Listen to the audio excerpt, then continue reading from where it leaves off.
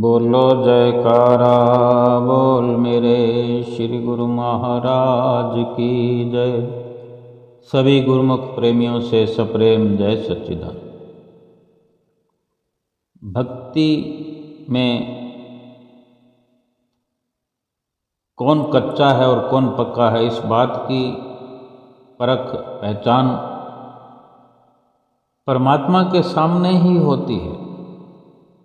और कच्चे और पक्के का अर्थ भी परमात्मा के सामने जो न टिक पाए वो कच्चा, उनके वचनों पर न चल सके वो कच्चा, जो अमल न करे वो कच्चा, और जो टिक जाए उनके वचनों पर, अमल कर पाए उनके वचनों पर, अनुसरण कर पाए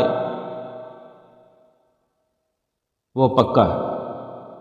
लेकिन हम ये कसौटी बना लें, एक धारणा बना लें, एक अपना संकल्प अपने अंदर पुख्ता कर पाएं कि मैं सिर्फ वही काम करूंगा जो मेरे सतगुरु के सामने जाकर प्रकट कर सकूं, या अभी मैं अपने सतगुरु के सामने उसका जिक्र कर सकता हूँ कि ये काम मैंने ठीक किया है और ये काम ठीक है, ये साबित कर सकूँ। सतगुरु उस काम को करता देख मुझ पर अपनी प्रसन्नता जाहिर करे, ऐसी धारणा हमारी बनी हो और उसकी रहनुमाई के दायरे में हर कार्य हम करें।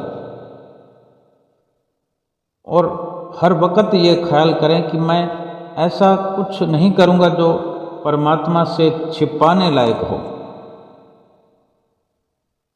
ये भी हमें नहीं सोचना है कि कहीं परमात्मा मेरे किसी कार्य को देखता होगा।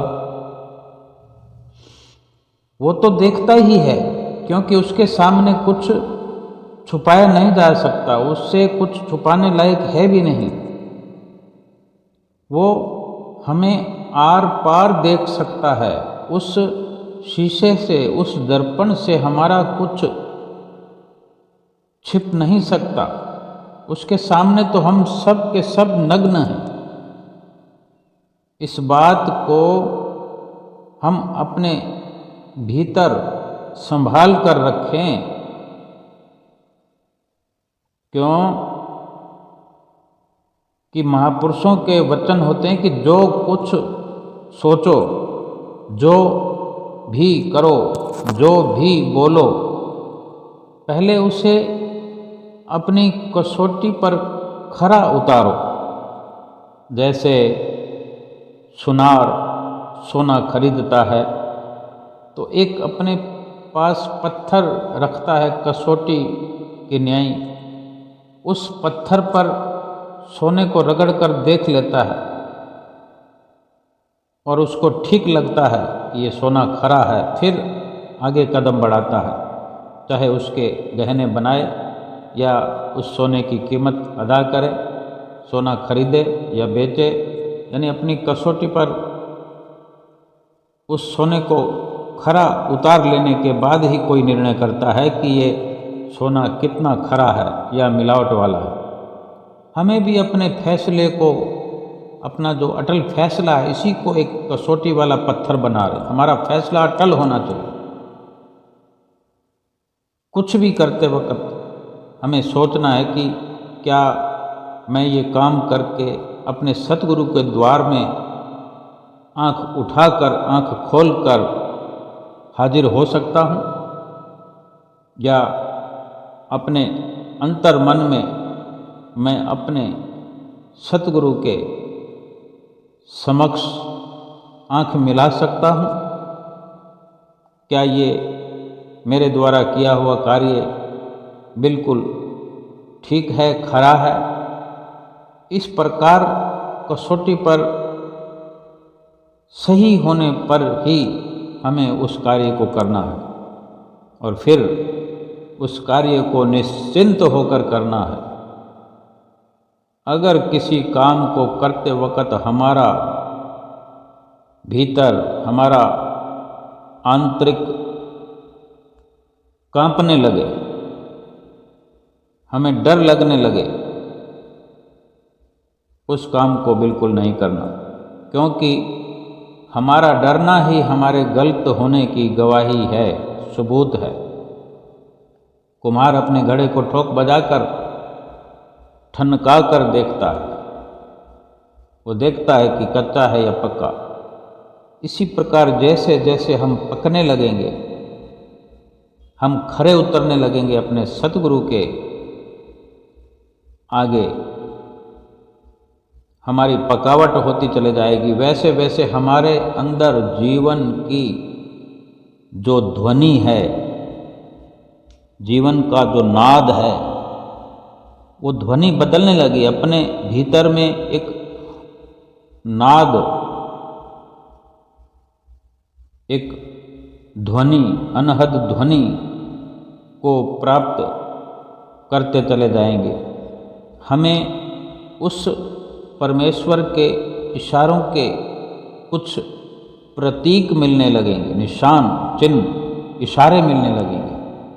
उसके इशारे होते हैं कि हमें अंदर से ज़्यादा शांति की अनुभूति होने लगती है, हमारी कामनाएं शिथिल होने लगती है, कामनाएं समाप्त होने लगती है, समाप्त होती चली जाती है, ज़्यादा सुखी महसूस करने लगते हैं हम अपने आप को, अंदर से खुशी का अनुभव होने लगता है, भीतर संतोष और आनंद महसूस होने लगता है, और हम सभी से एक निस्वार्थ प्रेम करने लगते हैं।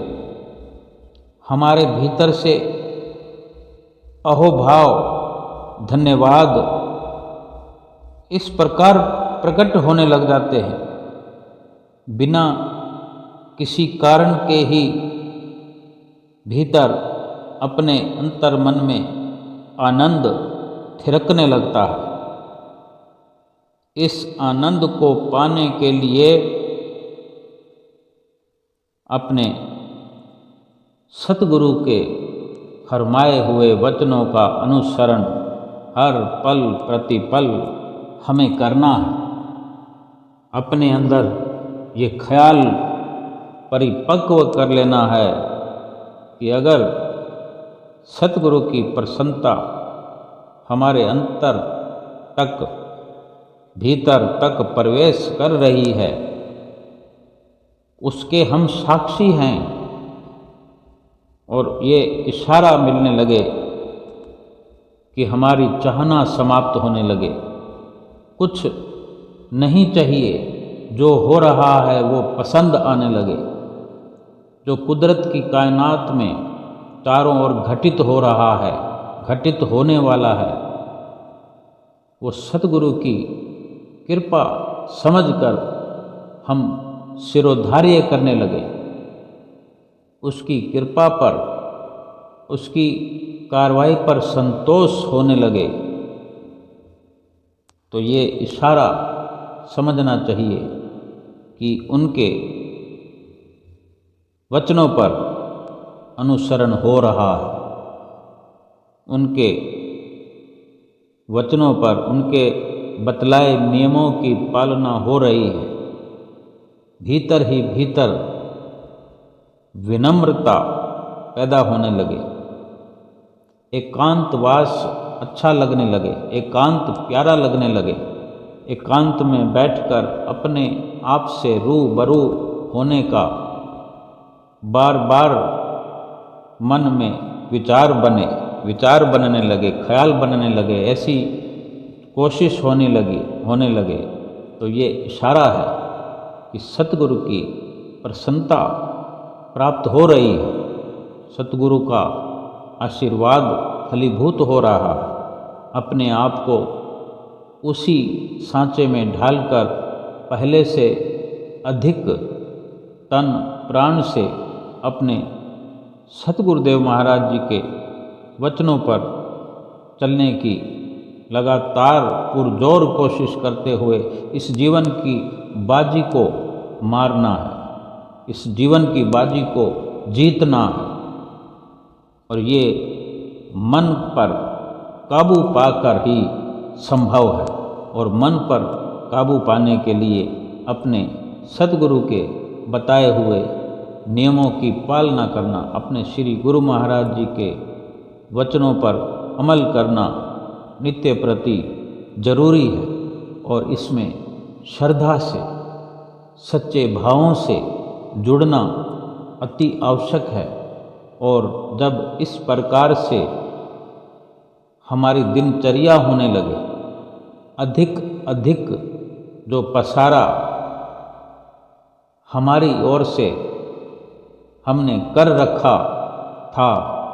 रखा है, उसमें कटौती होने लगे, उसमें समय बचा बचा कर बाकी सब से मिलने की बजाय अपने आप से, अपने इष्ट देव सतगुरु से ही केवल मिलने की इच्छा जगने लगे, अधिक से अधिक अपने आप के साथ समय व्यतीत करने का और अपने सतगुरु से बातें करने का अवसर जब तलाशने लगेंगे हम, तो ये इशारा है कि अपने सतगुरु देव महाराज जी की हम पर प्रसन्नता बढ़ रही है। और हमारा जो रास्ता है, वो रास्ता जिस पर हम चल रहे हैं, वो हमें अपने मंजिल की ओर पहुंचा रहा है। उस गति को तेज करना, अपनी स्पीड को उसी दिशा में तेज रफ्तार से बढ़ने का दृढ़ संकल्प लेते हुए, समय की कदर करते हुए अपने सतगुरु की अधिक से अधिक प्रसन्नता प्राप्त करना ही मनुष्य जीवन की सफलता है। और ये सब तो पहले ही हमारे लिए सरल हो चुका है कि हमें सतगुरु ने जो नाम की बख्शिश की है, जो शब्द हमें मिला हुआ है, उस शब्द से हम अपने मन की चंचलता को मिटा सकते हैं, मिटाने का प्रयास करते रहें, मन को स्थिर बनाएं। मन को स्थिर बनाने से स्थायी आनंद की प्राप्ति होती जाएगी। और जो संसार सागर की लहरों के बीच में हम रहते हैं, संसार सागर की लहरों के झकोलों में जो रहना है, वो बड़ा मुश्किल है। उसी से बचने के लिए सतगुरु से मिले हुए शब्द की कमाई करने से बड़ी सरलता से संसार की सागर की लहरों के साथ रहा जा सकता है, उनसे बचा जा सकता है। और लहरों के साथ, लहरों के बहाव के साथ चलते हुए भी भवसागर को बड़ी आसानी से सतगुरु की कृपा से प्राप्त किया जा सकता है। सतगुरु से मिलना, सतगुरु की चरण शरण ग्रहण करना ही इसीलिए जरूरी होता है कि संसार सागर की लहरों के झकोलों से ये जीव अपनी ताकत से, अपनी मन मति से नहीं बच सकता। अगर संसार सागर के लहरों से इस जीव को कोई बचा सकता है, वो केवल और केवल वक़्त के संत सतगुरु ही हैं। और हम गुरमुखों को तो भली भांति बड़ी सहजता में, बड़े भागों से हमें श्री सतगुरुदेव महाराज जी की पावन पवित्र चरण शरण मिली हुई है। उनसे शब्द की बख्शिश हुई है और नाम की शब्द की बख्शिश होने पर ही जीव नाम की कमाई में हर पल लग करके स्थायी आनंद की प्राप्ति कर सकता है, कर रहा है। मन में शांति है तो ऐसा लगता है कि ये सारा संसार शांत वातावरण है, सारा संसार ही शांत नजर आता है। जिसके मन में शांति है उसको सारा जग शांत क्यों नजर आता है? क्योंकि फरमाते भी हैं कि मन में, अपने अंतःकरण में जैसी विचारधारा होती है, जैसा स्वयं होता है, उसी के अनुसार ही सब कुछ नजर आता है।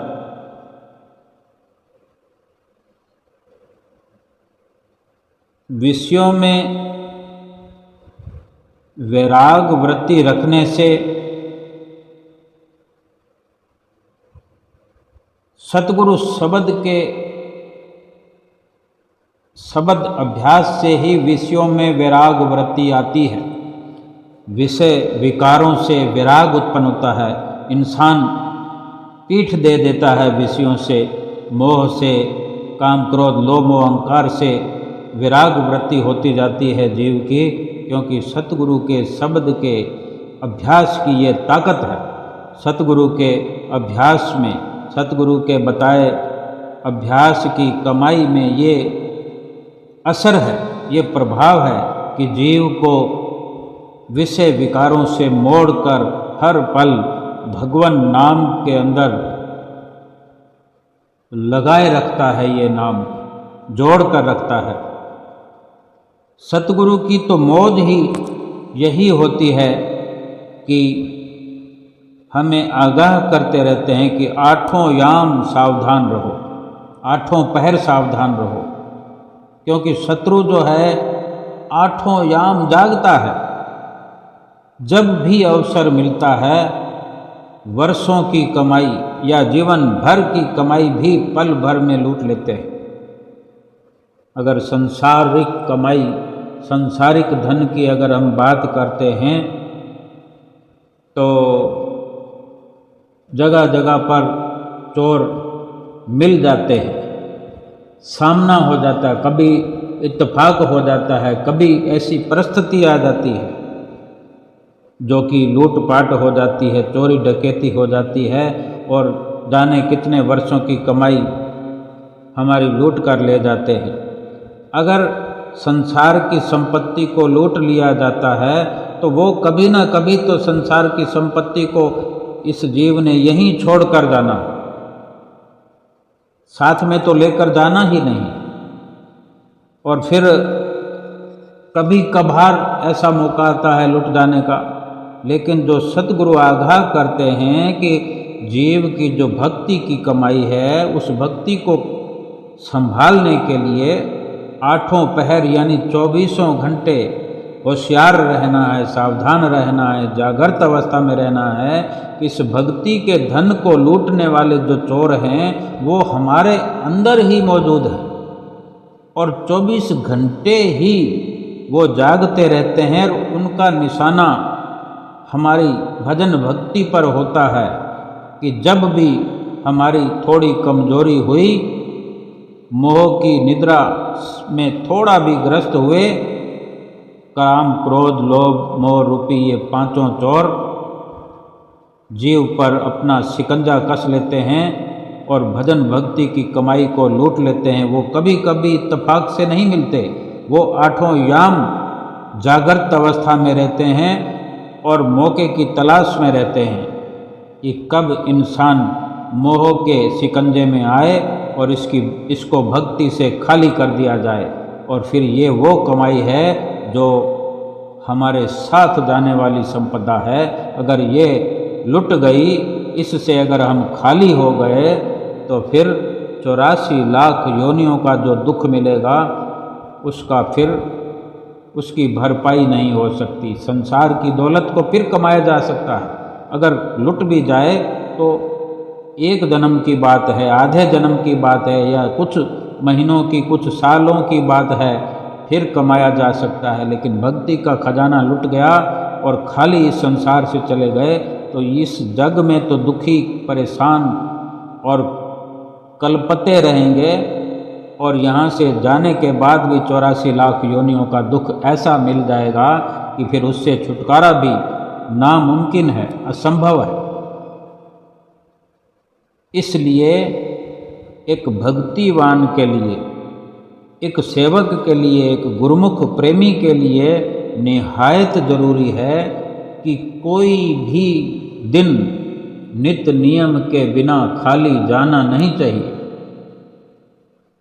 नित्य प्रति गुरुमुख प्रेमियों को सतगुरु की बड़े प्रेम से, बड़ी साधारण सरल मृदुल वाणी से उच्चारण होकर सचेत किया जाता है कि नित्य प्रति 5 नियमों की पालना करनी ही करनी है, 2 घंटे भजन अभ्यास करना ही करना है। इतना प्रेम से, मधुर व्यवहार से कोई भी संसार में हम जीवों को समझाने वाला नहीं है, और कोई भी सच्ची राह दिखाने वाला नहीं है, कोई भी हमारी जीव आत्मा की संभाल करने वाला नहीं है, कोई हमारे मनुष्य जीवन की कदर व कीमत को समझने वाला नहीं है, मान बढ़ाने वाला नहीं है।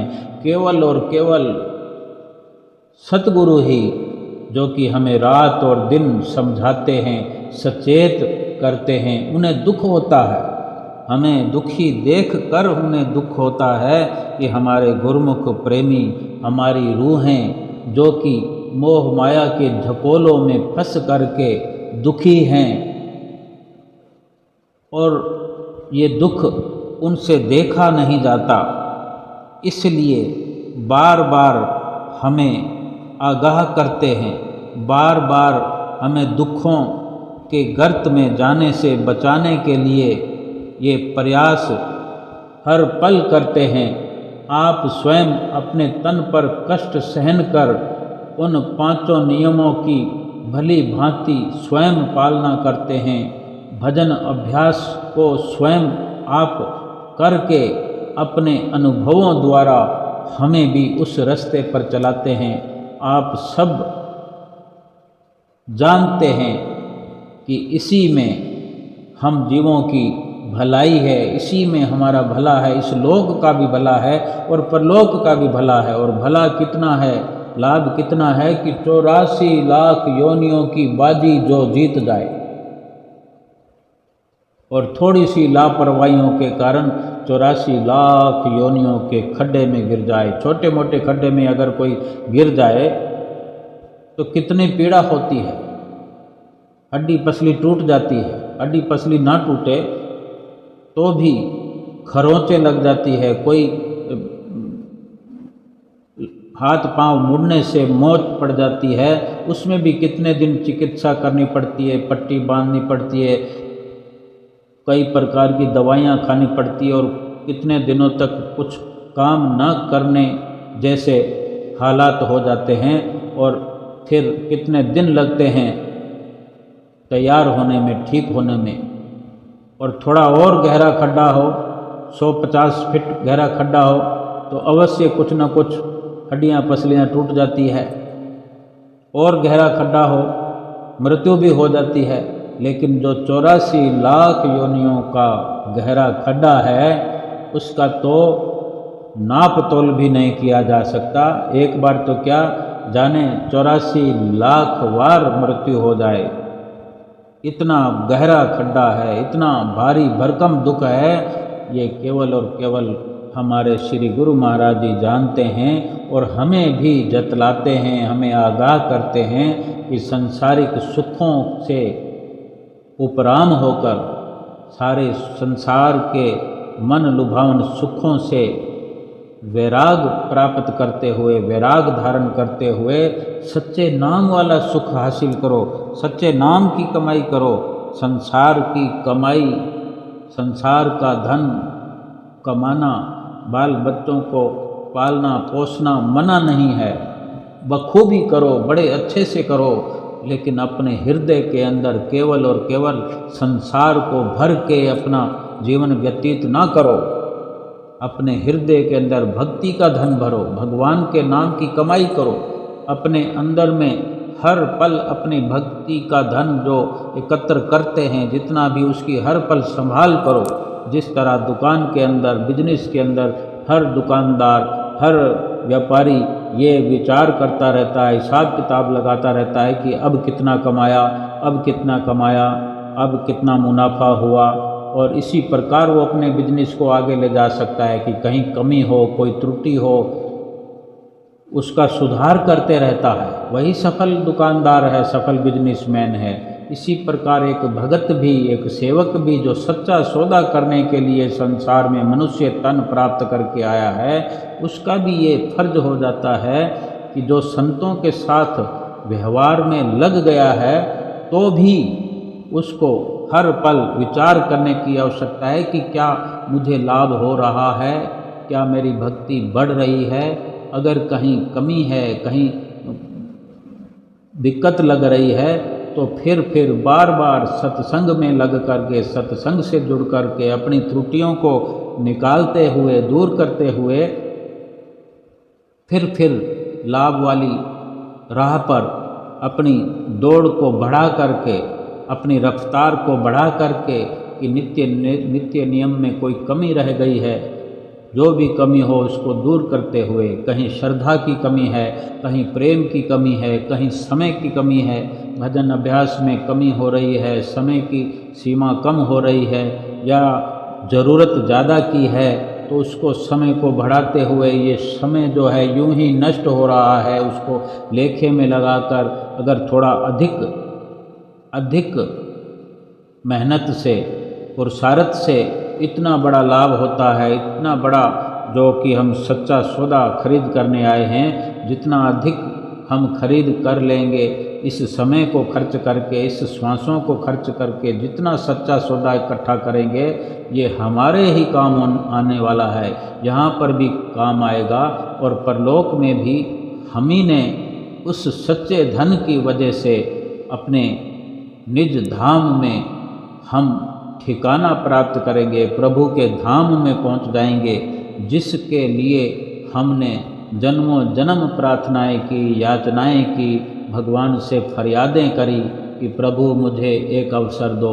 ये वही अवसर मनुष्य जीवन का हम प्राप्त कर चुके हैं और मनुष्य जीवन में रह रहे हैं। कोई भी गफलत ना हो, कोई भी त्रुटि ना हो, कहीं से किसी प्रकार की कोई ऐसी गलती ना हो जो हमें सतगुरु की प्रसन्नता से दूर ले जाए, सतगुरु की संगत से दूर ले जाए, मोह माया में कहीं फंस ना जाएं, संसार सागर के झकोलों में कहीं बह ना जाएं, संसार सागर में डूब ना जाएं। हर पल ख्याल करते हुए, हर पल ध्यान रखते हुए, अपने कर्मों पर नज़र रखते हुए, अपने श्वासों पर नज़र रखते हुए, श्वासों को खर्च करते हुए, और जो हमें इशारा मिलता है प्रभु का, प्रभु की जब प्रसन्नता उतरती है तो जो प्रसन्नता के क्षण हमें बहुत ही सुंदर रोशनियों के न्याय, प्रकाश की न्याय, जो अभिन्न प्रकार के रंगों रंग बुलबुले प्रकाश के हमें नज़र आने लगते हैं, मन के अंदर घना घना अंधकार दूर होने लगता है और सांसारिक सुखों से मन उपराम होने लगता है, तो हमें ये संतुष्टि करनी चाहिए कि मेरा हर कदम ठीक है, मेरा हर खर्च होता हुआ श्वास ठीक है, मेरा हर प्रकार से सफ़र ठीक है। उसी ओर ही दृढ़ निश्चय से कदम बढ़ता रहे, भक्ति का भाव अपने अंदर भरता रहे और ढेर ढेर सारी खुशियाँ प्राप्त करते हुए ये जीवन भी व्यतीत हो और परलोक भी सुहेला हो जाए। बोलो जयकारा बोल मेरे श्री गुरु महाराज की जय।